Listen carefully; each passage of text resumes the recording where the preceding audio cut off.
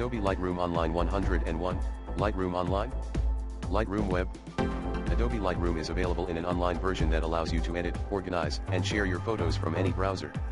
Here are some details, features, non-destructive edits, make changes to your photos without altering the original image. AI organization, uses Adobe's AI technology to help manage your photos. Accessibility, access your photos and edits from any device, anywhere. Cons, internet dependency, requires a stable internet connection for access and use. Limited tools, some advanced features available in the desktop version may not be present online. Known issues and fixes, syncing problems, ensure you have a stable internet connection and that you're using the latest version of Lightroom. Browser compatibility, use a supported browser for the best experience. Advanced tips, keyboard shortcuts, familiarize yourself with keyboard shortcuts to enhance your workflow.